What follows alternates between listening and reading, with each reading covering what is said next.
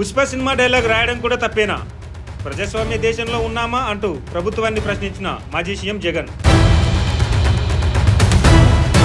Crime అలవాటైపోయింది, వారిని ఎవరు మార్చలేరు. జగన్ రప్పరప్ప డైలాగ్ పై చంద్రబాబు రియాక్షన్. భారతదేశంలో ఇంగ్లీష్ భాష మాట్లాడే ప్రజలు సిగ్గుపడే రోజు త్వరలోనే వస్తుంది అంటూ హోంమంత్రి అమిత్ షా కీలక వ్యాఖ్యలు. ఏపీలో దళిత సర్పంచ్ను అవమానించిన కూటమి ఎమ్మెల్యే పార్థసారథి కులం గురించి ఎందుకు అడిగారో వాళ్ళకే తెలియాలంటూ ఆవేదన వ్యక్తం చేసిన సర్పంచ్. వైసీపీ మాజీ ఎంపీ నందిగామ సురేష్ కి అస్వస్థత. గుంటూరు జిల్లా జైలు నుంచి ప్రభుత్వ ఆసుపత్రికి తరలింపు. నా విజన్ వల్లే తెలంగాణ దేశంలోని అత్యధిక పర్ క్యాపిటల్ ఇన్కమ్ రాష్ట్రంగా మారింది అన్న ఏపీ సీఎం చంద్రబాబు నాయుడు. బనకచెర్ల విషయంలో రేవంత్ రెడ్డి తెలంగాణకు చేస్తున్న ద్రోహానికి ఆయనను ఊరి తీసినా తప్పులేదు అని సంచలన వ్యాఖ్యలు చేసిన మాజీ మంత్రి హరీష్ రావు.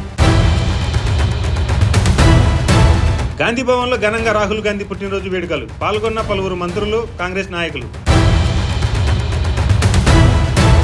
మిస్టర్ రేవంత్ రెడ్డి, నువ్వు తెలంగాణ పోరాటం చేయలేదు, అందుకే నీకు నీళ్ల విలువ తెలియదు.